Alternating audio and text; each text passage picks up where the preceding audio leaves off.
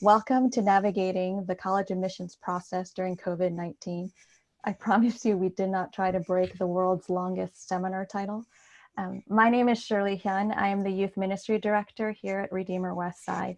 Thank you for joining us. Just to give you a brief background of how this seminar came to be, earlier this year, Margaret Kramer had come to me, a longtime Redeemerite and an integral part of the Redeemer family, expressing that a lot of families were interested in Paul Selleck and College Assistance Plus, presenting what he knows from years of experience about the college admissions process. There was a similar presentation that was organized at a different organization that was extremely well received, and Redeemer families had wanted the same. And this was back in February, before any of us knew the magnitude and the devastating effects that COVID-19 would have on our families, our city, our country, and the world. We toyed with the idea of canceling this event, but we decided to move forward to give you more information, and perhaps that would alleviate some stress that these uncertain times have caused. So I know our lives have become busier and we've been stretched thin, and our homes are fuller 24/7. So I appreciate you taking the time this evening, and I hope you find it helpful. Thank you for all the questions you submitted. Paul has found them very helpful. You have a Q&A function in this webinar, so please submit questions. Paul will cover all the questions that were emailed in, but if you think of things while the seminar is going on, please feel free to use that function, and we'll try to get to all the questions tonight. He's also promised to get back to questions that he does not have the answer to, so just keep them coming in. Without further ado, I'm going to introduce Dan Kramer. He's an elder at Redeemer Westside. He has worked closely with Paul in College Assistance Plus, and John Decker, whom you also see on the screen, who's a colleague of Paul's. And Dan will introduce our speaker for this evening. Thank you. Thanks, Shirley. Thanks for putting this together. I want to first say that I know there's a lot of anxiety in our lives right now. All of us are experiencing this pandemic in different ways. For some, it's an inconvenience, and for others, you may be experiencing loss of life or health or financial stability. So we know this is an anxious time. I pray that everyone here is able to take a deep breath and get some useful information on this call. Hopefully we'll clear up some of the unknowns and accept some of the unknowns that need some time to figure out. So, you know, one of my biggest anxieties is not knowing what tomorrow brings, much less what my kids are going to be doing in August. Honestly, I know my wife didn't want to tell me to tell you this, but I'm anxious about when I'm going to take my next shower. But tonight we're going to be talking a little bit about all about the college admissions process, which, as you know, is filled with anxiety in a normal year or a normal process, but this is no normal year. There's a lot of unknowns. So our goal tonight is to give you some up-to-date information on the college admissions process, given all the unknowns, and just try to answer some of the questions that you have. So I pray that our discussion that follows will answer most of these questions and give us more insight into the college process and give us all a little bit more peace, I guess. So a little bit about me. I am the husband of Margaret Kramer, father to Adam, who is 20, Eli, who is 18, and Daniel, who is 14. I've been a financial advisor for 25 years. College admissions process is not my expertise at all. I met Paul and John Decker, who's part of this ministry called Campus Ministry, a couple of years ago, and I was really intrigued by their approach to college admissions. So I dug in a little deeper and employed their services to help me think through my first child who went to college 2 years ago.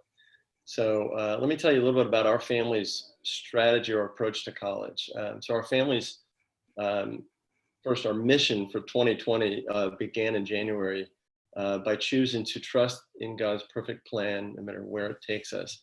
And little did we know it would take so many twists and turns. So we're thankful that was our mission. So going back to my family, my oldest is a sophomore in college, or just entering a sophomore year in college. Our middle son is set to be a freshman in college, and our youngest is set to enter high school this year. So obviously we have a lot of unknowns, as do you. Our approach to the college process is this. It's fourfold. One, we're stewards of our children. We're not owners. We don't own our children. So we're not going to pay 100%. of their college.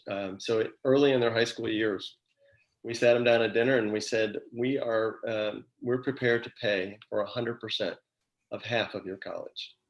And we were sort of joking about that because we didn't know if we could even pay for half of their college. But we promised to do that. And it put their wheels in motion, and it impacted sort of the schools they chose and how they would pay for college. And it was a helpful discussion to have. The second approach that we have is the decision about the college that they choose is 75% theirs, and it's 25% ours, and it's 100% God's. So we really took that approach as opposed to high school where we had more input into their college choice, but we really tried to guide them. The third approach that we have is college is not a social experiment or a 4-year sleepover with friends. It really is for career preparation. So we really impressed that upon them, and they agree, and they made wise choices and thought through the reasons why they chose the schools. The fourth is that the best college for our children is not based on the acceptance rate, the low acceptance rates that some kids might look at. Our kids certainly looked at that, but the best college for our children is not ranked in the Forbes magazine necessarily, but it's the best fit for them. So that's part of the reason why I was attracted to College Assistance Plus, and Paul and I have talked a lot about it. He and I share a lot of similar approaches to college. So that's why I want to introduce Paul. He shares a lot of these same views. He is the founder of College Assistance Plus. This is an organization that he started, and I think it's been 15 years now. They've helped thousands of families, and they help think through not just how to get into college, but what college is the right fit. And they have a high emphasis on no debt or very low debt, so it's affordable, not to put those financial headwinds in a family. And so I'm going to introduce Paul now. He's going to take over and answer questions, and then I think there's going to be a process by which you can answer or ask questions later, and Paul or John or Shirley, we can get back to you to try to address those, because there'll be plenty of questions after this call. But enjoy the call. It's nice meeting you. Thank you, Dan. I appreciate it. And thank you for those kind words. I really like those four goals that you and Margaret came up with. I was helping my pastor the other day with his sermon for Mother's Day, and we talked about the oppressive fear that even the Christian community is struggling with. And we know the answer is in Scripture. It's not in it's not between our ears. So I just want to start out by saying that the way I got into this business might interest you. I was a vice president for IBM for 16 years, and my oldest son went to Messiah College, and I was on the board of Messiah College. You may be familiar with it. It's in Harrisburg, Pennsylvania, for I guess about 6 years. In my first board meeting, the president, who's still a good friend of mine, said, "You know, you're new at this, but the board meeting tonight will be all oriented around whether we should put in $1 million waveless swimming pool." And so I'm the only business person there. I raised my hand and I said, "President Phipps, why are we putting in $1 million swimming pool? What are we trying to do, raise Olympic swimmers?" And she said, "Well, you don't know the way college works yet, Paul. This is an arms race." So I said, "What do you mean by that?" She said, "Well, Susquehanna has one, Gettysburg has one, Lehigh has one, Bucknell has one. We need one." And boy, the light went off for me then as a business person. I said, you know, as great as these people are, they don't have a clue of how difficult it is for parents to finance college. And this was back in 97, 98, where the college loan situation wasn't as like it is today. When I started this business 16 years ago, there was 200 billion in student loans. Today, there's $1.6 trillion. And therein lies the issue, I think.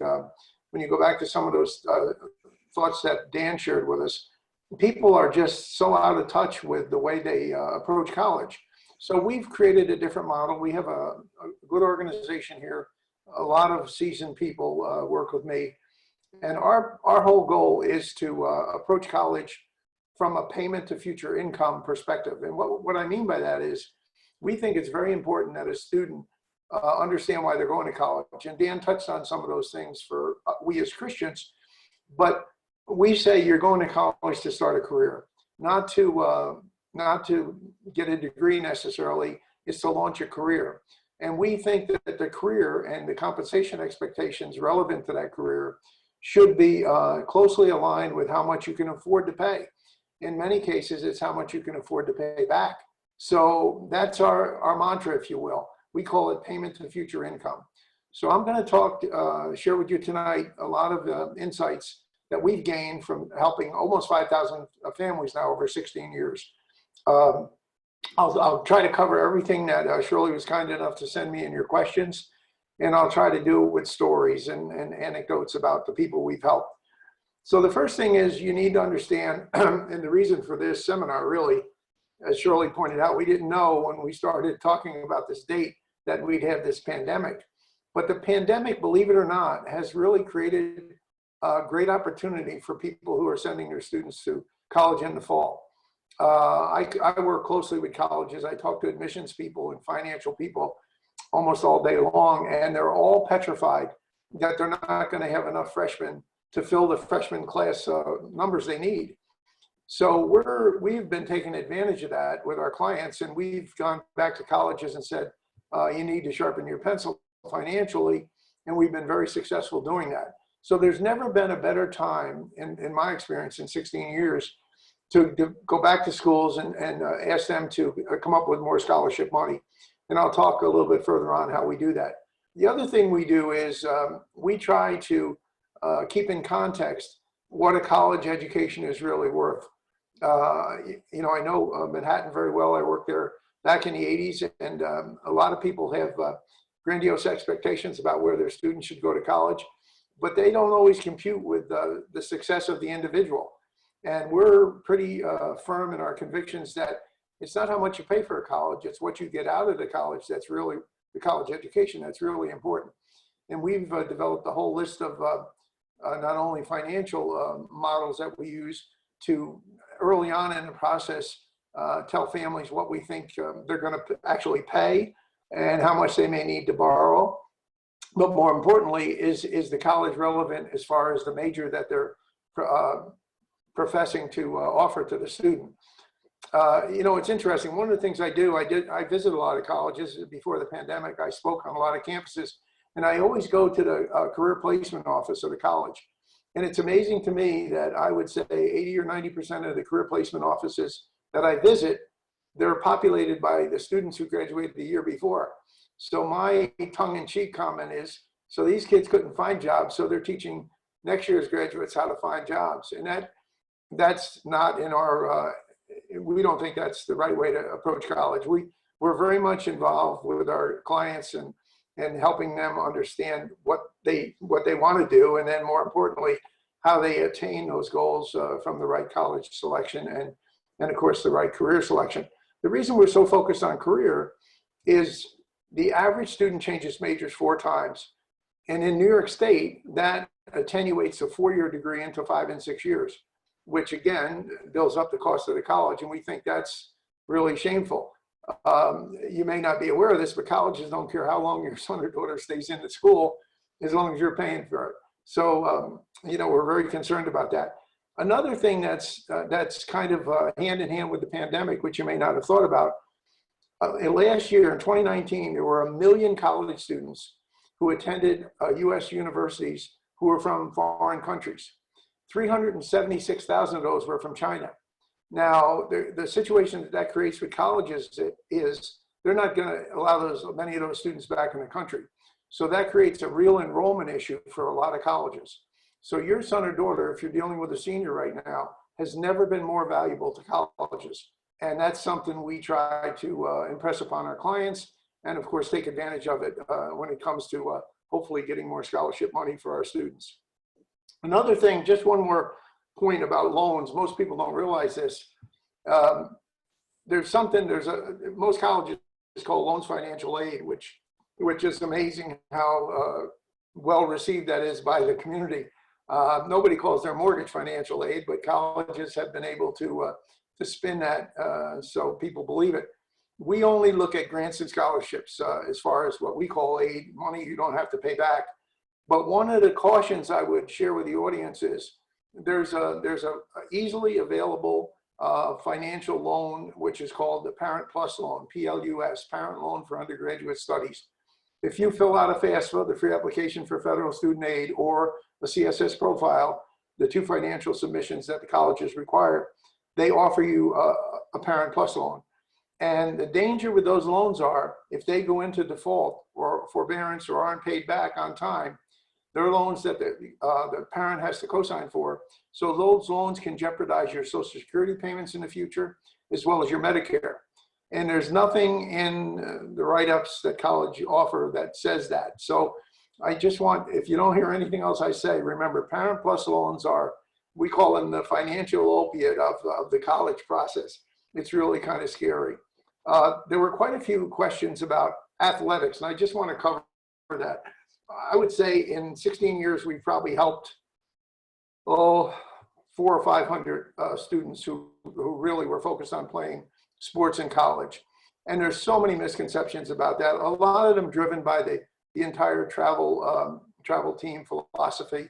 There's many people out there that are making a lot of money on your son or daughter playing a sport. In general, other than basketball and football, there's no full scholarships. And more in general, what I've discovered is most people really overestimate how much is available for athletics. What we do, we try to, in fact, let me give you an example of that. I was working with a young man from New Paltz, New York recently, and he's a lacrosse goalie, and his parents engaged us. So what I did, I sent his video out to about 10 schools. He wanted, his #1 school was Le Moyne, which is a real high profile Division II school in Syracuse.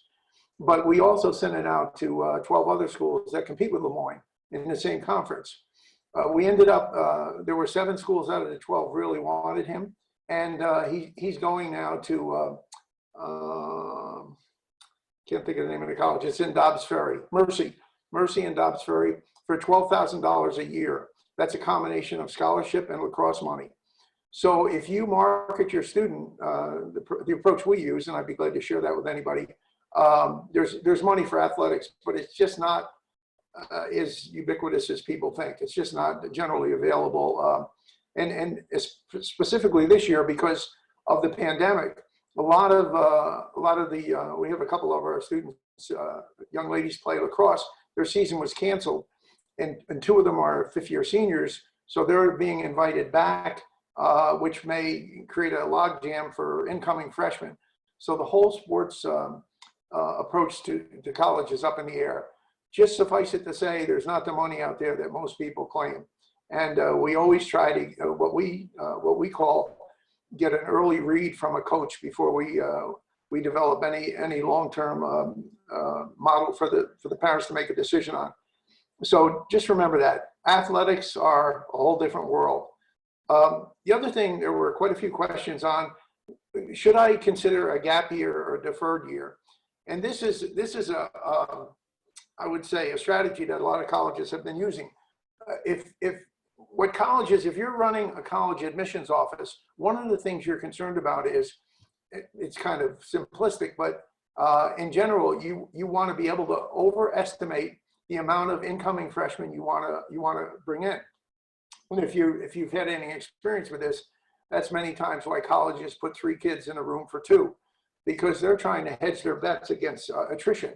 The average school, this is before the pandemic, the average school loses between 25 and 33% of students after the first year.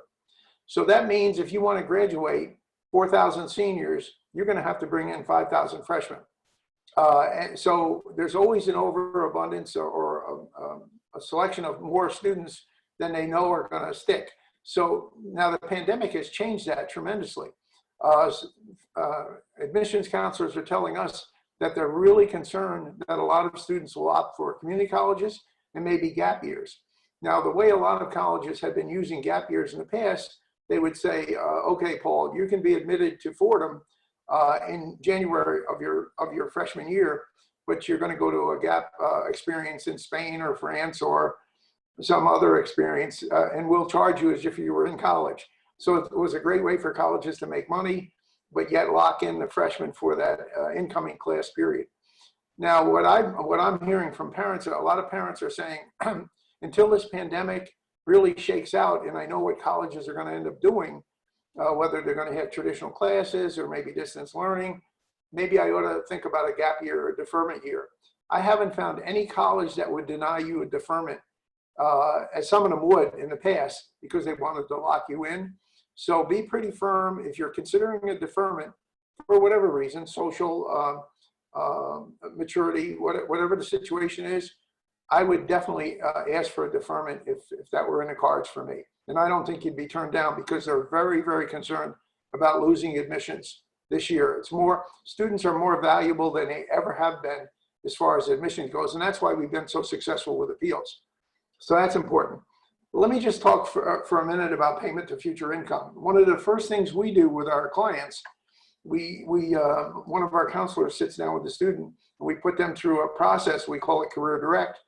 And we try to give the student some insight into what he or she really wants to do. We may include some discussions with people who are in the business. I just earlier tonight, I had a conversation with a young man who wants to be in sports marketing. And I had him talk to one of the individuals who runs the professional baseball team here in Rochester. So we want our students to be as insightful as they can about what they want to do after college. And once we do that, we then lock that into what their compensation expectations might be. If a student's going to be a social worker, he or she is not going to make $100,000 a year. So it's not going to make sense for them to borrow $150,000. We don't want to be upside down in that model. And we try to get the family and the student involved in that process very early on, even in the sophomore and junior year. And you may think, well, it's kind of early for a student to decide what he or she wants to do. We found you can't have that conversation early enough. Most students go through college not understanding why they're there or what the long-term goal is. So we're very concerned about that. And that goes back to our payment to future income situation. A choice of a major is very, very important. We don't want our students to be in that statistic of changing majors 4 times during a college, 4-year college experience or 5 or 6-year college experience. There were quite a few questions about a resume. Just a couple points about a resume. As I said earlier, I was vice president for IBM and I ran sales organizations. Resume, nobody ever hires a resume. Now, that said, I understand that there are principles involved with the college application process that could entail a resume. And many times they're important, but here's what we found are really important in the application process. First of all, your GPA. Have you succeeded in high school? And you can overcome that, but if you haven't succeeded, you better have a good story. The second thing is the essay. The essay should be very personal and emotional in content. The best essay I've ever seen in 16 years was written by a young lady from a Rochester, New York suburb, and she had agoraphobia when she was in the 8th grade. She could not leave the house, and she graduated as the president of her senior class in high school. When the team was reading that essay, we were all in tears. That got her a $29,000 a year scholarship at Niagara University. The essay is extremely important. We have a professional writer on staff who helps with the essay. She doesn't write it, but she's very good at critiquing it.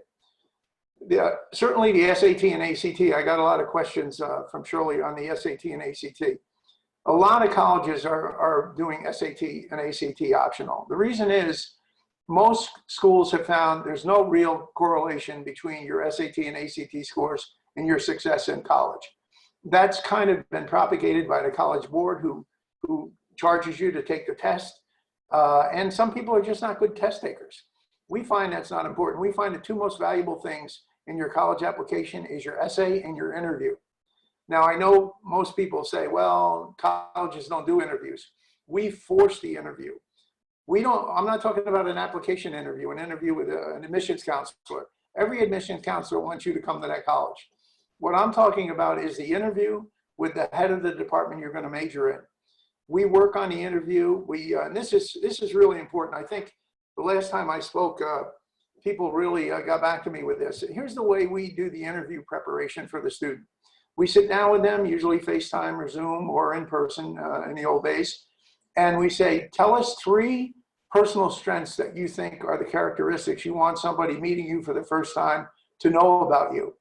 And a student can say organization, work ethic, discipline, whatever it is. And then we want him or her to come up with a story that's emblematic of each of those strengths. if you interview well, you can knock their socks off in a college application process, because most of your contemporaries or peers do not interview well. In fact, as we all know on this call, most people are petrified of interviewing. And having interviewed thousands of people through the years, I can tell you, if you interview well, I really don't care about your resume. I think strong interpersonal skills are what really matters in success. If you have strong interpersonal skills and a strong work ethic, and you can give you an example with a story about how that comes into play in your everyday life, boy, you're going to get into most schools. So just remember that it's not so much the SAT, ACT, and I know a lot of people are worried about the delay in those tests. I'm not minimizing those, but I'm just telling you, more and more colleges are becoming test optional, especially if they like the student. The other thing that we got a lot of questions about, rightfully so, because this is a faith community, is how do I make sure that my son or daughter connect with a faith community even before they go to college? We work hand in hand with a program called Campus Ministry Link, and they're developing programs right now that in advance of your son or daughter going to college can generate connections with like-minded expected freshmen. So that's very, very important. We think there's three principles about college. One is faith, one is finance, and the other is career. If you have those underpinnings, you're going to be very successful in college. So remember that. There also were a lot of questions about grants and scholarships. Well, most of you know that for most people, they submit a FAFSA, free application for federal student aid, or in some cases, the CSS profile. Now, we found, interestingly enough, over doing this for 16 years, the government says 50% of people make a mistake on those submissions. We found it's more like 70%, and they usually make them to their detriment. So the first thing we do is make sure we oversee what financial information is submitted to the colleges. That's very, very important, because if you make a mistake on that, you can be detrimentally affected as far as your financial aid package. So that's very important. And I think I mentioned this, but it bears repeating. You tell us where your son or daughter wants to go to college, Northeast, Southeast, any regional, and then any regional part of the country. And then we come back to you with our experience, what schools, based on your budget, your income, and their career aspirations, what schools make the most sense. So one of the things we say is, don't take a student to visit a school that you can't afford. And most people do that. Most people say, look, we're going to Myrtle Beach for the spring trip, so why don't we visit the University of Virginia? Well, you just created a $69,000 a year problem for yourself. Now you've got to walk your son or daughter off the ledge and say, we can't afford that school. So we try to get out in front of that and only take the student to schools that you can afford. And that makes sense. Maybe it's unfair, but I say, don't let a 17-year-old make a $250,000 decision. They don't have the wherewithal to do that. I mean, nobody on this call would say to their son or daughter, why don't you go pick out another house in Staten Island because we want to move there? You pick it out and we'll buy it. But that's what they do at college. And that's why we have $1.6 trillion in debt. It's really, really scary. So let me just talk for a minute, because there were a couple of questions about grad school. I just negotiated for a young man at Syracuse Law School an additional $22,000 a year scholarship. The reason being is because grad schools are tremendously in need of students, every grad school. And I think it's going to get worse and worse after the pandemic. So just be advised, if your son or daughter has aspirations to go to grad school, don't overpay for undergrad, and you can negotiate for grad schools very, very well. And of course, even more important than undergrad, your interpersonal skills are more important in grad school. That's a real powerful plus. We appeal each semester. So think about this as a major consumer purchase. I always use the analogy, I just bought a new Acura a couple months ago, and I didn't go to the Acura dealer and say, I'm looking at a Chevy or a Ford. I said, I'm looking at a Lexus. So we always try to put a comparable school as a leverage school when we create the appeal to try to get more money. That makes your appeal just much more powerful, and it makes the student more valuable. If college does not want to lose a student to a competing college, but all colleges don't compete with one another. For instance, Towson State does not compete with Yale. So you just have to be aware. And of course, that's one of the things we track in our business model, what schools compete with other schools for the student. Let me just say here. I think, does anybody have any questions? Maybe that would be Shirley. Maybe we can open it up to some questions.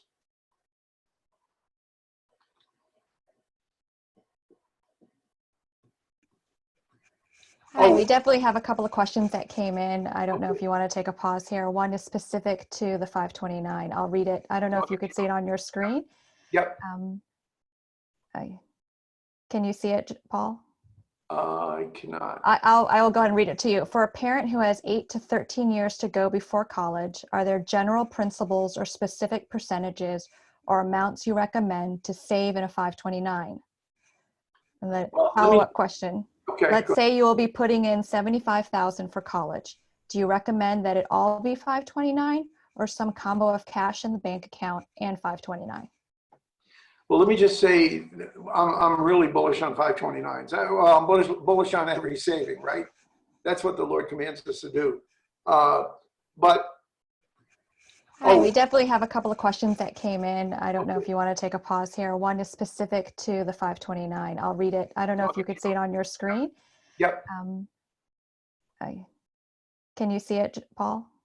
I cannot. I will go ahead and read it to you. For a parent who has 8 to 13 years to go before college, are there general principles or specific percentages or amounts you recommend to save in a 529? And the follow-up question. Okay. Let's say you will be putting in $75,000 for college. Do you recommend that it all be 529 or some combo of cash in the bank account and 529? Well, let me just say, I'm really bullish on 529s. Well, I'm bullish on every saving, right? That's what the Lord commands us to do. But the great advantage of a 529, particularly if you have multiple children, the monies can be cascaded down or dominoed, between students. That's a real advantage. And you don't have that with everything. Now, one of the things we recommend is, first of all, there are tax implications, good positive tax implications on contributing to a 529. One of the things we find, though, that's even a better shelter is the individual's personal residence. So with mortgage rates the way they are, a HELOC, home equity line of credit, is a wonderful way to finance college. So we recommend a blend of 529s versus paying your house down. And then you have the alternative or an option to pay for college when the time comes. Very, very positive about 529s, but because of that ability to cascade them between individual students, but also home equities, the home equity or the equity in your home is a great savings device to use for college. I hope that answered your question. If it didn't, you can send a follow-up in the Q&A. Another question is about SATs. An attendee said their child did fairly well on her SATs. They were planning to take it in June in hopes of increasing her super score. Now it's postponed to August, and they're trying to decide if they should take it again. Do you anticipate that the SAT test will be optional for the class of 2021 as well? The answer is yes, but let me just give a little more background on SAT scores. There are 4 levels of colleges. The highest level would be Ivy League, Harvard, Yale, Princeton, Stanford, schools like that. To be considered for admission into those schools, just considered, you need a 1410 SAT, a 32 ACT, and 75% of the incoming freshmen are in the top 10% of the high school graduating class. It doesn't get you in, but if you don't have that, you're probably not going to get a serious consideration unless you have some extraneous factors going for you. The next notch down would be Fordham, University of Rochester, American University, George Washington University. Those are very selective schools. To be considered for admission there, you need a 1310 SAT, a 28 ACT, and 50% of the incoming freshmen are in the top 50% of the incoming freshmen are in the top 10% of the high school graduating class. Now, most college, Ivy League schools and very selective schools, those 2 categories, make up about 200 schools. There's over 2,500 schools that we track. So it's a very small percentage in those gradations. Now, the next biggest level is moderately selective schools. That would be almost every other school you think of. Marist, you know, all the SUNY schools except Stony Brook and Binghamton and Geneseo. The rest are moderately selective. Now, RIT, Ithaca, to be considered for admission there, you need 1130 SAT, 24 ACT, and 50% of the incoming freshmen are in the top 50% of the high school graduated class. The fourth level is open admission. That would be community colleges. Now let's just go back to those levels a minute. If a student gets an Ivy League level SAT or ACT score, and he or she goes to a moderately selective college, they will kill to get her. So you really, to understand your value and what the scores really mean to you, you have to understand the way the colleges rate them. I think the scores are going to, or the tests are going to come back, but I'm telling you, we found they're just not, they don't have the clout that they had when I started this business 16 years ago. There are almost 700 colleges now that are test optional. In other words, they don't even care about the test. They will look at it, but they don't take that as a serious consideration. That's why I mentioned the essay and the interview and your high school GPA tend to be more important. We have another question. I think it's a great question. A lot of students don't know what they want to do in life when they start college or what they want to study in college, even when they enter. How do you start this conversation? How do you guide your child through this conversation? And we have a question that's similar. There's a parent who has a ninth grader who's a boarder at a school, at a college, you know, to experience the college prep life. How do you recommend, you know, how do you start a career, you know, conversation with that child at that stage? Let me give you my own personal story, Shirley. That is a great question. And I hear that all the time. And in fact, I was speaking to one of my clients today, and he said to me, his son's going to be a senior next year. And he said to me, you know, Paul, do you ever ask him basic questions like, do you want to wear a suit? Do you want to go into an office every day? You know, it's interesting. I had never, his name was Dan. And I said, Dan, that is very powerful.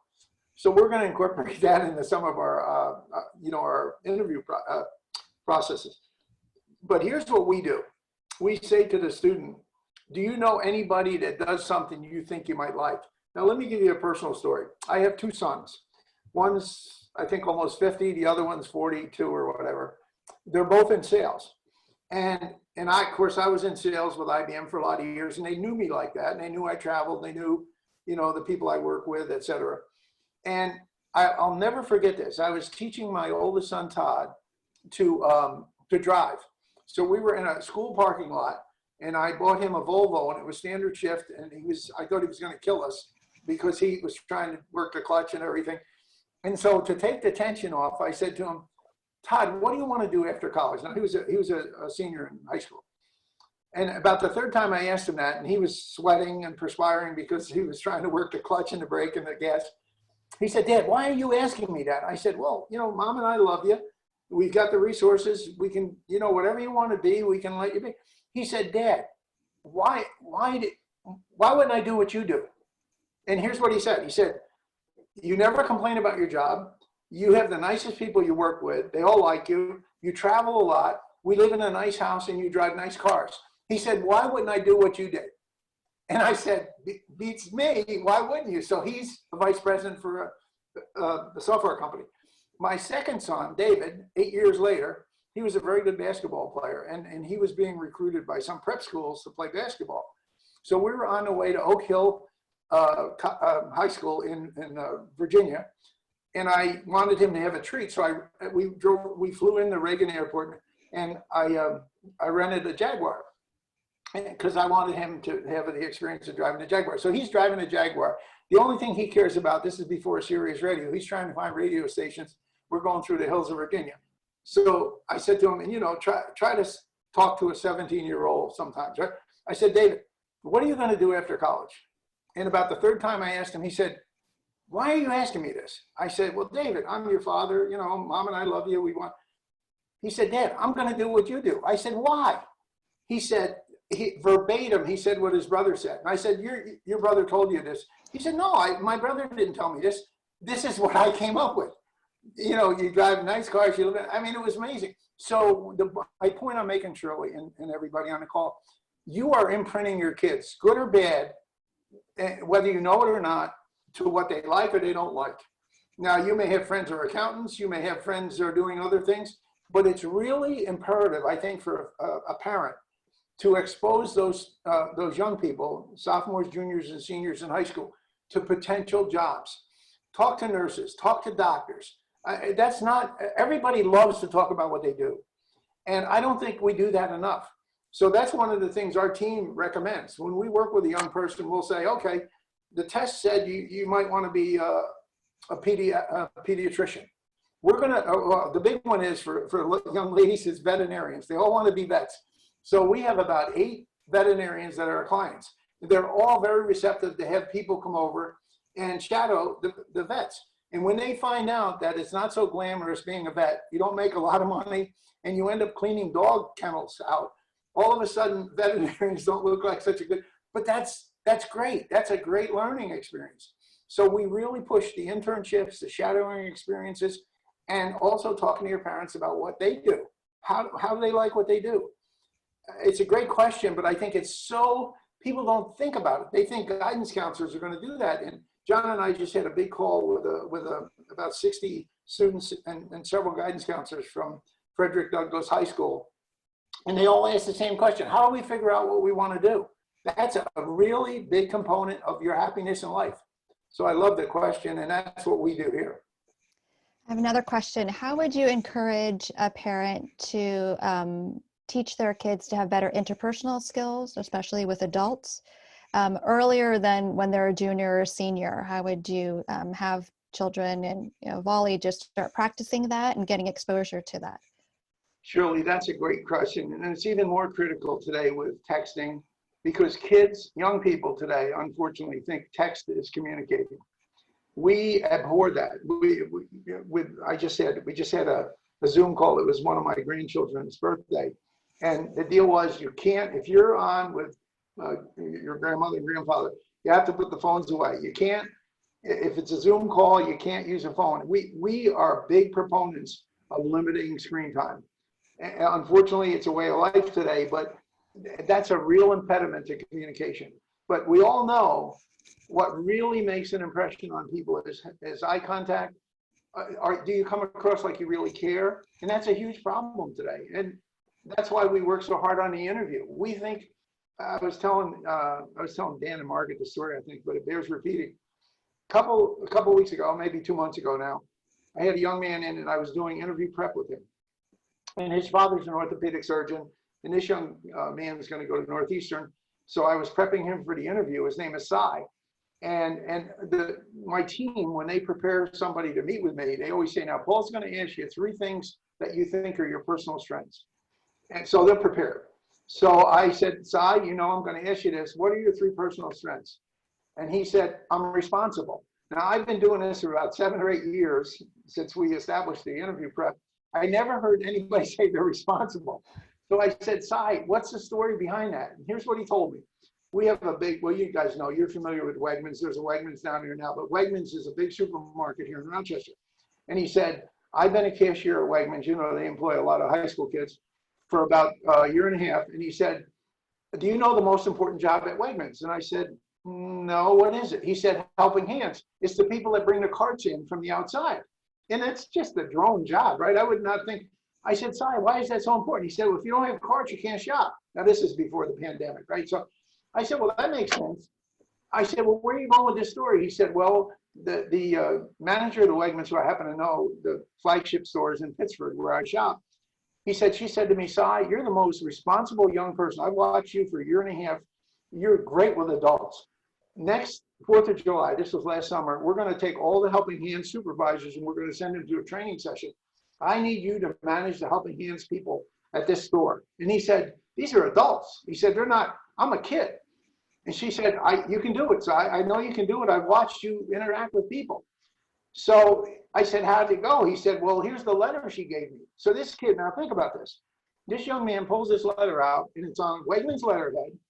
It's signed by her and it said, Cy did exactly what I asked him. Everybody loved him. He's the most responsible young person I've ever worked with. I said, Si, don't ever lose that letter. That letter is magic because you're going to use that in your interviews. People want to see things like that. And we don't think of those things, but what an impression this young guy made on me. And because of that, he just got his package from Northeastern. He got a $29,000 a year package. And then we appealed for another $10,000. So I mean, it was tremendous. And his father's an orthopedic surgeon. Trust me, it's not based on, need. It's based on his ability to impress those people. So I think the interview is so important. It's much more important, in my opinion, than the SAT score, ACT score, because it shows you as an individual. And that's what colleges want. They want to know when you come on that campus, you're going to make a difference as a student. And that's what we try to convey. You had just mentioned it's not based on need. I remember one of the questions that was emailed in was, when should you start looking for grants and when is it too early? A lot of our parents have kids of, that are ninth graders or even middle schoolers. Well, one of the things we do is, that's why I probably didn't do a good job of describing it, but one of the things we do is we try to ascertain, help the student and parents ascertain what their budget is. So just like when, I mentioned the example of buying a house, you wouldn't go look at $900,000 houses if your budget was $200,000, right? So we start with that premise. What do I want to pay for college? Of course, juxtaposed with what you're going to do after college, can you help pay it back? And then we identify schools that we know will give good packages. We've probably got, I would say, almost 10,000 packages, financial aid awards, based on every school or every student's metrics. So we can say, if you have a student that's got this SAT, ACT, and this is what their GPA is, and this is what your budget is, and here's where they want to go to school, we can give you 6 or 7 colleges that fit that. That's the way it should be, based on goals, not based on, I just want to go to a school. In fact, I always kid John, who's a good friend of mine, lives in Syracuse, and my youngest son lives in Syracuse. And I always say, why would anybody go to college in Syracuse? It's like when you come off that hill where the school is, it's like Libya. It's like a third world country. But the reason kids go there is because they want to go to the basketball games. I mean, that's why colleges spend so much money on marketing to young people in athletic programs. That's not a good reason to go to a school. Another question that came in is, should a student accept a direct admit to grad school if offered over a traditional 4-year undergrad program? I think what they mean is not necessarily getting a bachelor's degree, going right into grad school. Is that what they mean to you? That's what I think too. Al, if we're not answering your question, please send a follow-up question. Yeah, well, there are some schools, there are some programs that are direct entry, they call them, and you can do that, right? Mm-hmm. Like a doctor of physical therapy, occupational therapy. Those are 5-year programs, but you don't necessarily get a bachelor's degree. You go right on to the doctorate. Well, there's also Sophie Davis, where you could go directly and get a medical degree. I forgot how many years that is, but that's one here in New York. So I don't know if that's what he's talking about as well. Well, just let me respond to that, Cheryl. That's a great question. One of the things we've learned is that the best way to using the phrase beat the system, if you want to be a doctor, is to go to an early admissions program. Early admissions means you don't have to take the MCAT. For instance, Siena College in Loudonville, which is up by Albany, and we've sent probably 7 or 8 students there. They have an early assurance program. So when you go in as a freshman, you're immediately into medical school. You don't have to take the MCAT. Your freshman year, you start taking medical courses at Albany Medical Center. There's 60-some programs around the country that do that. We're bullish on that. When a student expresses an interest in being a doctor, we always look at early admission or early assurance programs. And just to speak of that, there was a question earlier, Cheryl, about should you go early decision or early action? We don't like early decision because you basically give up your right to go back and appeal for more money. So if you go early decision to a school, pick a school, and they accept you, you sign a statement saying, I'll come no matter what you give me. We think that's silly. On the other hand, there's a process called early action, which you don't have to sign that commitment, and it's the same process. But I think you can throw those two out the window now. They used to be popular. With the pandemic and the chaos in college admissions now, I think you can pretty much write your own ticket and go where you want to go. So Al sent a follow-up. He explained that it's a 6-year occupational therapy doctorate program. Would you recommend that direct entry over a 4-year undergrad program? If you know, yes, the answer is qualified, yes. If you know you really want to do that, now let me tell you a little bit about that. We've had probably 6 or 7 OTs, occupational therapy, but we probably had 25 DPTs, that's doctor of physical therapy. They're great careers. We find, this is in upstate New York, the DPTs start about 100 grand a year, 95 to 100 grand a year. The OTs start even higher. But the best therapy degree is respiratory therapy. And I'm sure after COVID, that's even going to be hotter now. So those 3 careers are, you can go direct entry, and we really recommend that because you minimize a year. There is a question about social media use, and more and more people I know in the corporate world are checking people's social media use to see what kind of person they are. Are you seeing that more as colleges as well? And how do you advise parents about their children's social media use? Shirley, that is a great question. I'm so glad somebody asked that. Let me give you a real life example. We do a lot of our clients are from some of the private high schools here in Rochester. A couple of them are Catholic private high schools. And many young people, this actually happened to one of our clients. We had her a great scholarship at the University of Hawaii. She's a sailor. And they withdrew the scholarship because she put a picture of herself drinking out of a wine bottle at her high school prom. And she said there was water in it. Well, guess what? It was a wine bottle. So I had to try to adjudicate the situation with Hawaii. They acquiesced, but that was really stupid. You need to be very, very sensitive to what you put on social media, because the colleges all look at it. That can undo all the great things you got going for you. We have another follow-up question about grants and scholarships. I know you said you sit down with families and see what they can afford and budget, but even before that, I know some parents want to research themselves what's available. Are there any sites and things that you could recommend and resources for parents to look ahead? Sure. In fact, if they want to reach out to me, Cheryl, I'll send them the resources we use. Yes, just a couple of words of caution.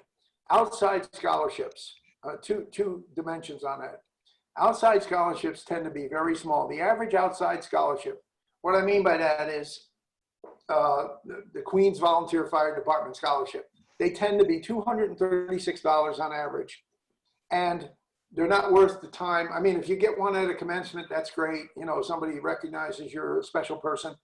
But people spend inordinate amounts of time trying to find outside scholarships, and it's just not worth it. We find if you can put yourself in a leverage situation where you can leverage more scholarship or grant money from the school, in other words, make yourself more attractive, that's worth really more time. The other thing about outside scholarships, if your son or daughter receives an outside scholarship at commencement, be sure that you ask that organization to give you the check. If that check goes to the college, they'll immediately deduct that from your son or daughter's financial aid package. In fact, a real life story. This is one of my coworkers. Her son got an outside scholarship to University of Pittsburgh. The father works at Thermo Fisher, and the son was awarded a $5,000 scholarship from Thermo Fisher. They were going to send it to Pittsburgh. He got a $10,000 scholarship from Pitt. If Thermo Fisher sent that, the corporation sent that to Pitt, they would have reduced his scholarship to $5,000 and added the $5,000 corporate scholarship on. So we were able to get a hold of the corporate people at Thermo Fisher and ask them to send the check directly to the student. So in effect, he got $15,000. So you really need to be very, very careful about outside scholarships. Do not allow them to go directly to the school, because every school will reduce your offer. Okay. There's a long question, and I want to read it to you because Sure. it's pretty precise and I don't want to miss anything. Yeah. My son got a 1360 SAT, has a 3.98 GPA, an Eagle Scout, and selected JMU for the upcoming fall, but he still isn't sure. He is considering a gap year because he is concerned about the pandemic and not being able to learn and do design in a possible online setting. He accepted JMU's Industrial Design School, but also has a heart for Millersville in Pennsylvania, Manufacturing Engineering Technology, a hands-on school. If he decides to take a gap year, is it possible for him to reapply to those schools or other schools that would fit your scenario and still be able to get scholarships and grants being a year out of school? Well, let me approach that from a couple dimensions. First of all, 1360, he's above the average at JMU and he's way above the average at Millersville. I like Millersville. It's a Pennsylvania State College. It's a great school. Nice part of Pennsylvania, a heck of a lot different price. I assume these people are from New York. So he'd be paying a non-resident price, but the price for Millersville and JMU are worlds apart. Yeah, and that's the first part of it. So either of those schools will kill to get him because of his academic record. But the other thing that's really important to understand is with the pandemic, I think they're all going to bend over backwards on deferment and gap years. So I would, if there was ever a time where I would be a proponent of a deferment or a gap year just to get, maybe mature a little, get your act together, I definitely would do that. But out of those two schools, I love JMU. We sent kids there, James Madison, but I really like Millersville. We've got a kid playing baseball there and he loves it. I don't know if it makes a difference, but he clarified that they're in Virginia. Yeah, oh, they are in Virginia. Okay, so he's getting state prices in Virginia. So the JMU price would be comparable to Millersville. I still like Millersville. I think it's a great place. I mean, James Madison's a great school. If you like mountains, no, I'm only kidding. But that's a great. He's in the driver's seat. That's what I would say. He really should be an informed consumer because he's in the driver's seat. Either of those places, he's 200 points from an SAT score over what the average Millersville applicant is. And he's about 70 points over JMU. So he's attracted to either one of them, but he's in the driver's seat. And just to clarify, you had said you don't see anyone denying a deferment or a gap year. No. And that wouldn't affect the scholarships or aid packages they've been offered? Not at all. In fact, you know something? It may make you more attractive. Let me just share something with you about, remember I mentioned earlier on in my discussion about the statistic that says how many people attrit or drop out in the first year? Remember 27 to 31% attrit or drop out in the first year? Here's one of the strategies we use, and it may be germane to some of the people in the audience. What we do is, this is a real life example. So a young man from upstate New York, great artist, but not a great student, like 1,000 SAT score. He wanted to go to the RIT graphic design program, which is a world-class program. And of course, right in his wheelhouse with what his gifts are. He applied. So I said to him, Evan, go ahead and apply to RIT. I knew they wouldn't give him a lot because he's 1,000 SAT, but he's a tremendous artist. I mean, the kid sends me things on my phone, like, I can't believe it. Like Frozen and Captain Marvel. I mean, the kid can draw anything. So he applies to RIT. Now remember these numbers as coming out of high school. And again, like an 88 average at high school. They give him a $5,000 scholarship. Well, RIT is 52 grand a year. That means they really don't want him. I mean, we always correlate how much they give you to how attractive you are. And he was devastated. I mean, because his family couldn't afford to pay $47,000 a year. So I met with him for lunch and I said, Evan, don't worry about it. We're going to go to plan B. He said, what's plan B? I said, plan B is you're going to go to the local community college for a year. You don't have to do well, just pass. What happens is when you go to any school for 1 year and then you apply to another school, you're backfilling for an attrited student and you have the opportunity to get some of the dropout student scholarships. So Evan did that and he got some B's, he got 1A, I think, but he got B's and C's. He applies same program. Now as an incoming sophomore, he got a $27,000 a year scholarship. From 5,000 to 27,000 because now he's an incoming sophomore. So, if I were doing a gap year, I'd probably take some courses at a community college as well and try to come in as a transferring sophomore. You'll be worth so much more money. Do you understand? Yes. The numbers work on your behalf. You can continue to send in follow-up questions if you have ones that come to mind as Paul's sharing.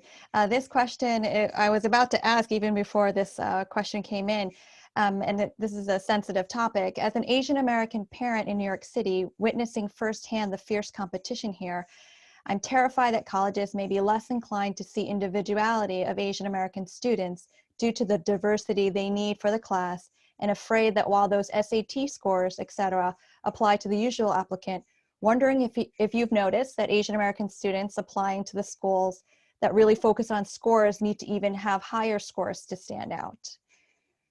Well, Let me answer that in a couple ways. There was a lawsuit last year brought against Harvard about Asian American discrimination. I don't know if you've read anything, but I followed it closely. And here's what the Harvard Vice President of Admissions said. Here's the way we look at kids who apply to Harvard, students who apply to Harvard.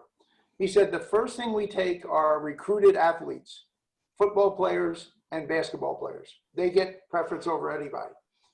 Whether they can get in academically or not, they get in. If the coach wants them, they get in.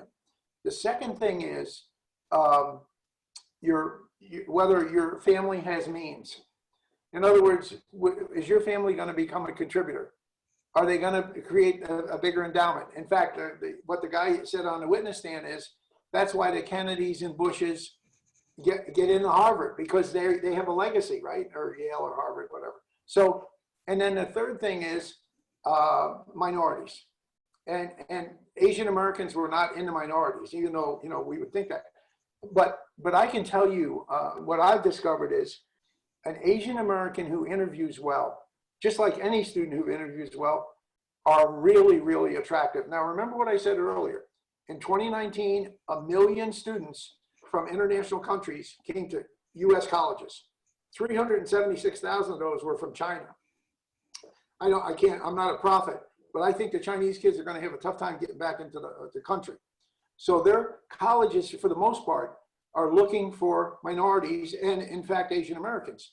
If you walk around, you know, I live in Rochester, New York, and I go to University of Rochester a lot. You walk around that campus, you think you were in an Asian country. They have so many, before the pandemic, they had so many Chinese kids there. And the reason they're attractive from China is because they pay full price. So it's all about the money. And they're obviously good students and they can, you know, they're competent, but it's all about the money. So I think the landscape right now for any minority, but particularly Asian Americans, is good. I really believe you're in the driver's seat. But you need to come across as a person with good interpersonal skills. And that's something, you know, I understand what you meant about the high school, Cheryl, in Manhattan, but they focus so much on the academics, and that's not what necessarily gets you into college. I mean, it can help, but if you come across, like somebody mentioned earlier, I don't know if it's this a question there, but the Eagle Scout is a big deal because it shows you care about other people besides yourself. You know, you do a project, you know what happens with the Eagle Scout. You end up doing a project, which is, you know, hopefully good for the community. That's a big deal. So you can, and we always encourage an Eagle Scout, or in the case of the Girl Scout, same thing, to write their essay about their Eagle Scout project. It really shows some internal compassion that's important to the colleges. Remember what they want. They want students on campus who will be valuable assets to the college community, not just smart people. It's people who can interact with everybody and be leaders and hopefully, you know, good social members of the community. But I think I can understand this parent's question. I graduated from high school in New York City too, in a very highly competitive school where there are a lot of Asians.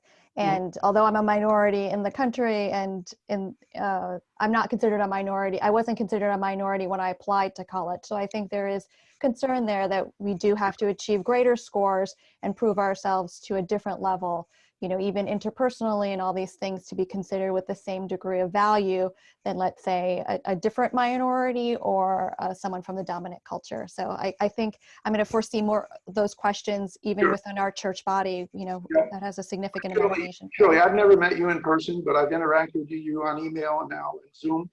You know, and I don't know you personally, and I don't mean to embarrass you.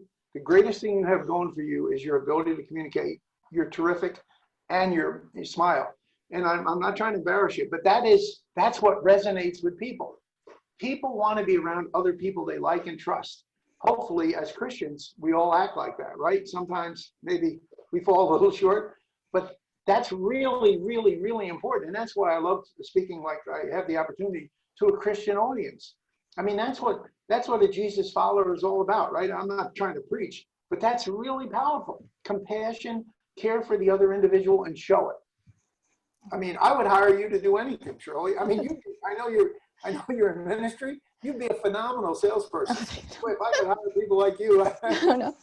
Moving on to the next question. Would a student have a better chance for both acceptance and scholarship as a transfer student from a community college or four-year state college, or are they seen as the same? Either one. As long as what happens is, and I know this isn't germane necessarily for our audience. In the case of Evan, who I just described, it expunged his high school grades. So now he wasn't a 1,000 SAT score kid, 88 GPA coming from high school. He's a proven college student. So if you go to a SUNY school for 1 year or a community college for 1 year, you're immediately proving yourself now as a, and colleges tell us that. Hey, we know they were geniuses in high school and they got a great SAT score. We don't know if they could be away from home, if they have any social skills. You know, colleges tell us that. We're taking a risk. Remember, if you're running, Cheryl, if you and I are running a college, we know we're going to lose 27 to 30% of those kids. We need to minimize our risk.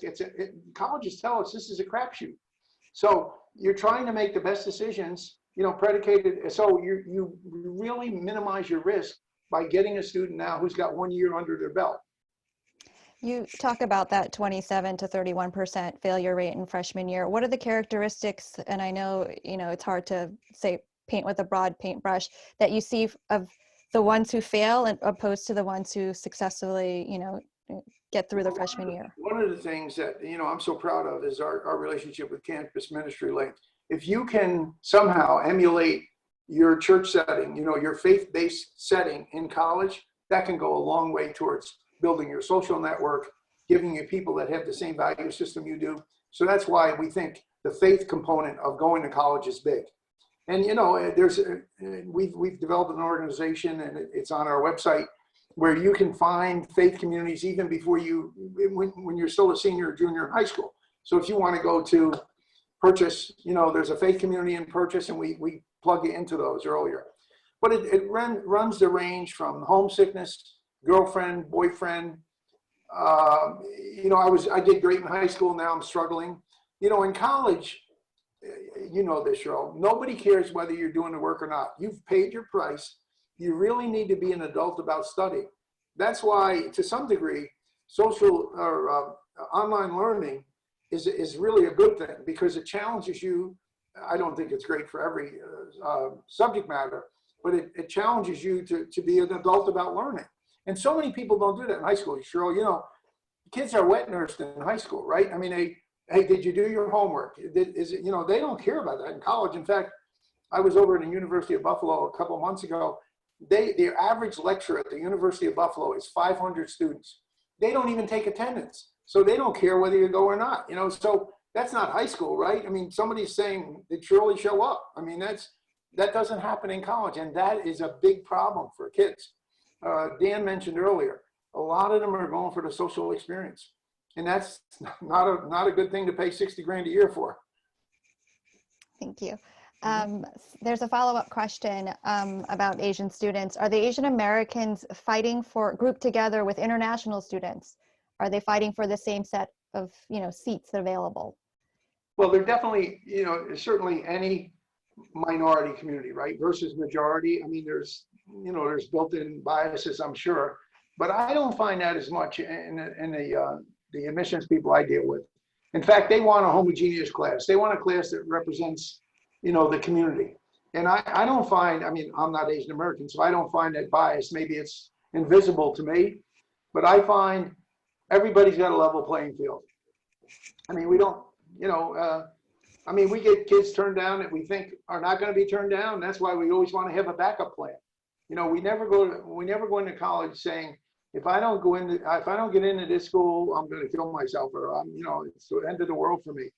College is, as we all know, as adults, college is one part of life. It's not your whole life. I know when you're in high school, it's like the end of the rainbow, but I think the most important thing about college is, do you know where you're going? Can you afford to go where you're going? And is it going to give you the launching pad that you want for your career? I know you can't foretell the future, but since the gap year and community college are going to be popular options, most likely because of the COVID crisis, do you think that's going to make admissions for fall 2021 more competitive, or for transfer sophomores? If so, are freshmen with poor grades and test scores better advised to seek admittance for this fall 2020 versus waiting till next year? Well, I would do both. I'd have a backup plan. My backup plan would be, if I don't get what I want, I'm going to go to either that SUNY school or community college. I think the world's going to change. Dan and Margaret and I were talking about this earlier. I don't know when we're going back to this, but Cuomo's already said we're not going to open up schools this year, right? So this school year is defunct. Now, when I talked a little bit earlier, I think I may have touched about athletics. There were baseball. If you're a senior in college, the baseball and lacrosse season are totally canceled. So what coaches are telling us, they're going to allow the seniors to become fifth-year seniors and come back and play. Well, that backs up all the recruiting for the incoming freshman, right? An incoming freshman thought he or she could come in and get a starting spot. That's going to domino through the entire college scene. I think people are going to, to me, every crisis is an opportunity to learn. And the opportunity here is, don't do things like we did before, which is overborrow for overinflated college. I think a lot of schools are going to be forced to think about their financial situation, maybe close. I think a lot of them are going to be in deep trouble and maybe even lower their prices. And that's all healthy. So you want to take advantage of what's going on today. Don't subscribe to and I know, for this audience, they're probably thinking the way it was 6 months ago. It's not any longer. Colleges are in total chaos. I talk to them every day. They don't know what's going to happen. So take advantage of that, right? I mean, not in a bad way, just be an informed consumer. Do you have any recommendations for students who want to travel abroad, study abroad? Would you recommend completing their undergrad stateside and then thinking about grad school overseas, or do you have any sense of what that looks like? First of all, all, Canada and Europe and all foreign countries are ridiculously priced versus what we charge here. They're very low, right? I mean, we have kids going to the University of Toronto for $6,000 a year. And that same education here would cost you, $20,000 or $30,000 a year. But one of the things you didn't ask this, Cheryl, but one of the things I'm not a fan of is colleges using the international gap experience as a way to lock you into coming to school. For instance, one of our clients from this area is going to Florida State, and she didn't get in regular admission, but they gave her admission in January. Now, if you think about it, Cynthia is going to go to Spain for her first semester. Now she's paying Florida State as if she's at Florida State, but she's in Spain, taking courses in Spain at one of the Florida State, subsidiaries over there. They probably bought a hotel and they've got the kids. So from her vantage point, she's going to have an international experience, and then in January she can start at Florida State and Florida. But to me, I'm looking at it from a consumer standpoint. You know what they're doing? They're using her because she's backfilling now for one of the dropouts. So colleges use international experiences all the time for that. I am not a fan of that because you usually end up paying a lot of money. Messiah College, who I'm very fond of, they're one of my pet schools. They send their nursing students to Mexico. Lord knows who would want to send a kid to Mexico for a semester. And then they bring them back and they start the nursing curriculum. So I'm a big fan of at least looking at international schools, but certainly for grad school. The grad schools are much less expensive. Now you gotta make sure that your degree converts to what you want to do over here, right? I mean, there can be a conversion issue. Like if you're an attorney, you got to come back and pass the board here in New York State or whatever. But I'm a big proponent of international schools. This is a follow-up question from Rob from Virginia. He was the one with the son, Sure. JMU in Millersville. Yep. And he says that both schools have indicated that he wouldn't get the same scholarship money, if any, next year. And then he gives some details of what they're offering. So are we allowing him to undersell his value based on your answer to my first question? Well, first of all, they're telling you that today. I guarantee if you have that conversation with him in January, it won't be the same conversation. I would assume, I'd have to look at the numbers, even though JMU's a state school in Virginia, I think Millersville should still be cheaper. I'm not sure. They may be pretty equal. But I wouldn't worry about that at all. They're telling you that, in my opinion, I'm not being derogatory to the schools, they're telling you that because they want you to come now. They need you now. But I can tell you, based on the statistics I see, they'll need you in January or next year just the same, maybe even more. So, you know, the reason they're playing tough with you is because they want you now. And I wouldn't worry about, you know, it's funny, Dan started out, and I really appreciate him as a brother. He started out by worrying about things. He didn't say this, but I'm going to say it. Worrying about things we can't control. You know, as we know as Christians, God's got everything in control. God knows about the pandemic. He knew this was going to happen. It's, you know, but as parents and as adults, we tend to worry about things. I wouldn't worry about next year at all. I'd make a decision from my higher education standpoint based on what I know today and what I want to do. There's a parent whose ninth grader received a highly selective scholarship to attend the Cambridge Prep Experience this summer at Peterhouse College. How would you recommend that they help her develop that path towards graduate studies there as an aspiring, epidemiologist? Mm-hmm. Well, I guess if you're going to be an epidemiologist today, that's a great profession, right? You're going to have a lot of jobs. But, you know, we've sent a lot of kids to those experiences, or a lot of young people. I'm not a big proponent of paying a lot of money. If he got a full scholarship or she got a full scholarship, that's a great deal. But I've seen people pay $10,000, $12,000 to send their kids to summer experiences. It's just not worth it, in my opinion. I mean, they're like I have a young man from East Aurora, which is near Buffalo, and he went to Middlebury. He wants to major in Chinese language, and he went to Middlebury for a summer experience, and we got him a full ride for the summer. His mother's an attorney. That school was $7,000 for like 3 weeks or 4 weeks in the summer. But what was good about him going there, I was able to then get him a $60,000 scholarship to go to Middlebury. So they gave him, you know, a great scholarship to go there for his bachelor's degree. If there's some kind of connection where they can show you the value in, you know, you can translate that to a different school, an undergraduate program, it's worth it. But those standalone programs, I'm not a big fan of because they're so expensive. Now, you mentioned the scholarship. If they got a full scholarship, why not? But you know, it's just, I mean, in this case for this young man, it really worked out well. So circling back to faith, which is the most important question, someone had asked, should we consider how open the school is to Christian viewpoints? Is that a reason to consider a Christian university?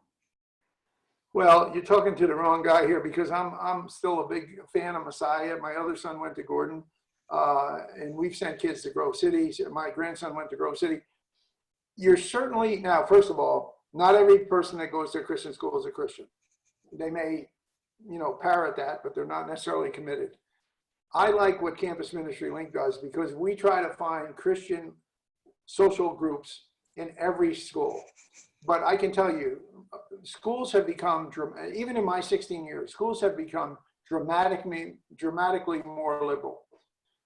You know, I saw a statistic, I can't validate it, but they said 88% of professors are liberal, and they espouse the liberal viewpoint. Now, most of them are smart enough where they don't take the kids on in class. You know, they won't argue with you, but who wants to be put in a position where your grade's dependent on you not expressing your views? You know, that's the downside that I see. But you know, I guess it depends on the student. It depends on what they want to do. And you know, we've sent kids to Grove City, Cedarville, Liberty, Messiah, Gordon, just about every Christian college there is. And Wheaton, we've got several people at Wheaton. It depends on what you want to do. And I wouldn't limit my search just to Christian schools, because there's some great schools out there. But in a non-Christian environment, you're probably going to get a lot of liberal attitudes and responses. Okay. I don't know if we have any other questions. Here's your last chance for the attendees. If you want to send in some questions or have him cover something that you thought he might have covered and didn't, feel free to type in those questions now. If not, I don't know if, Paul, you have any final remarks you want to make? Well, yes. First of all, Charlie, I appreciate you and Dan and Margaret so much. You're great friends, and obviously I really admire your faith commitment. John and I stand ready to help anybody. I mean, I hope our heart comes through in this. We want to help families. If somebody has a financial aid package they want me to analyze, I'd be glad to do that free of charge. You know, I just help. I just am open to helping anybody. If you have any other questions you think of after the fact, I think our email or contact information is on the reservation, Cheryl. I just so much appreciate this opportunity. This has been such a blessing for me. And, you know, I just pray that everybody got something out of it. I know, Shirley, with you as a moderator, it was terrific. Thank you. Another question just came in. Sure. As a Christian, considering payment to future income, please speak to those who will not value money in their service to God in the career path consideration. I'm not exactly sure if I. Well, no, I think that's a great question. Now, let me be a little more clear about payment to future income. So let me give you a couple ends of the spectrum. So first of all, we're blessed in New York. I never thought I'd say those words together, but we're blessed in New York because we got great, you know, our SUNY school system is terrific. If you look at Stony Brook and Binghamton, they're two of the best schools in the country. And they're reasonably priced, you know, they're $25,000 a year, which is, so if I had a son or daughter who wanted to be a doctor, you know, anything, you know, any kind of medical practice, those would be schools I would definitely consider. However, if I have a son or daughter that wants to be a teacher, we've got SUNY Purchase, SUNY New Paltz, you know, SUNY Brockport, there's some great schools. So if I'm going to be a teacher and make I want to teach in New York State, I'm going to start at $44,000 a year. Now, if my family has the money and they can pay for it all, that's great. But if I'm going to borrow, and you know, the average person ends up borrowing like 75% of what they spend for college. So if I'm going to a SUNY school, it's $100,000, so I'm going to borrow $75,000, and I'm going to make 44 grand a year. That dramatically changes my life. In fact, let me give you a real life example of what I'm talking about. What we do with our clients, we sit down with in the final analysis before the student and parent make a final decision. We lay out all the schools they're looking at. We do a financial roadmap of how much they're going to borrow and how much they're going to pay per month. And then we do an average budget. So we're dealing with a young lady from one of the local schools here, Aquinas, and the mother and father are divorced. The mother's a dentist, father's a baseball coach. The young lady wants to go to University of Vermont. And she wants to be a teacher. She's going to be a New York State school teacher.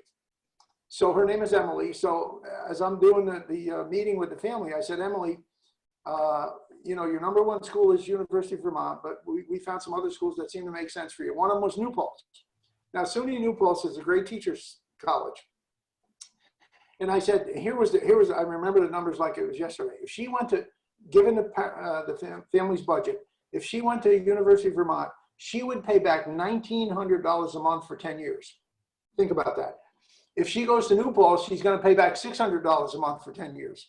I said, Emily, I'm not trying to coerce you into going to New Paltz. Look at the numbers. Then we had her budget. So we had her cell phone bill, her car insurance, her rent, her food. And this was really cute. I think we have $233 a month for food. You know, we take an average budget because chances are the students never seen these numbers, right? They don't know what it's like to pay rent. They don't know what. So I put this $233 down for her food. She said, Mr. Sellers, where'd you get that number? I said, well, that's an average number. She said, well, that doesn't work for me because I spend $85 a month at Starbucks. So here you got a bright 17-year-old with no life experience, right? So her mother got very upset and said, well, that's my credit card, you're spending that, you know, so it was a whole other discussion. But based on that conversation we had about payment to future income, she ended up going to New Paltz, and she'll be the better for it. I mean, there were a lot of tears like, oh, I really wanted to go to University of Vermont. Well, that's great. But then you're going to pay back $1,900 a month for 10 years. And that's the kind of conversation we engender with our clients. We say, you can't let a 17-year-old make that kind of decision. They're not capable of it. I don't care how smart they are. They can be 1,600 SAT, you know? So I hope that makes sense. I hope that's a little more clarity, but that's what we do. I mean, that's what I meant by payment to future income.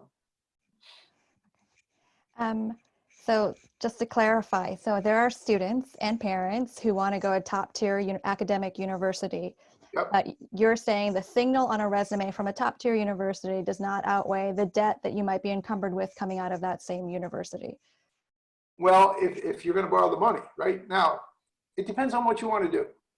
First of all, let me share with you my experience. This is my experience based on 16 years, 5,000 clients.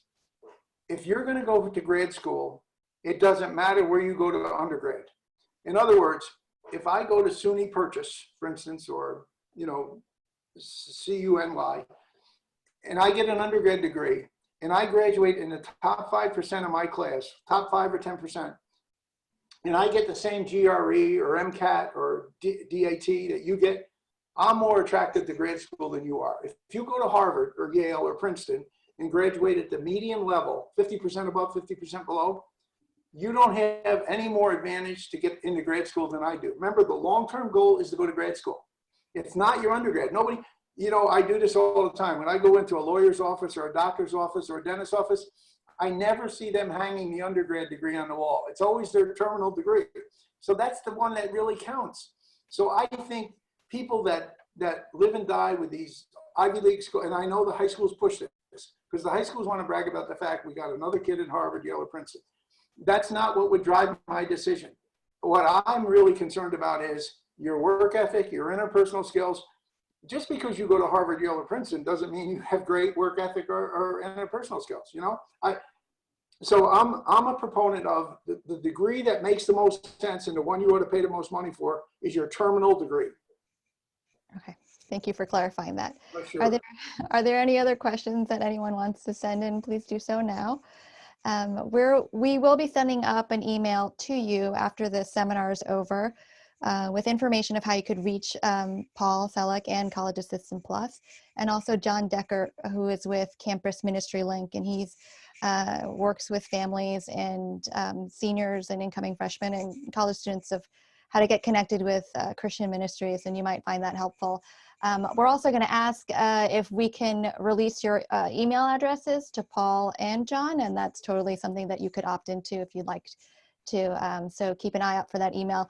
I found out today a lot of the emails are going to spam folders, so please check your spam folder, your junk mail folder as well. And I apologize that some of you didn't get the link to sign in at timely fashion today. Any other questions? Nothing. I don't know if any other panelists want to share anything. No. Paul, any last words? Just, you know, I so much appreciate this opportunity, Shirley. You're a gracious hostess. And of course, I appreciate Dan and Margaret so much and John for setting this up. I just thought I just always love the opportunity to share with people what's on my heart. It's a big decision. There's a lot of nuances to it, and there's a lot of false information out there. So if we've been able to clarify some things, remember, no Parent Plus loans, no Parent Plus loans. They're 6.8%, and they can jeopardize your Social Security or Medicare. Yeah, I also like what Dan said. It's 100% God's decision of where your child ends up. So we'll end on that note. Thank you, everyone, for attending. Please keep an eye out for an email, and everyone stay safe and healthy, and God bless you. Good night. God bless.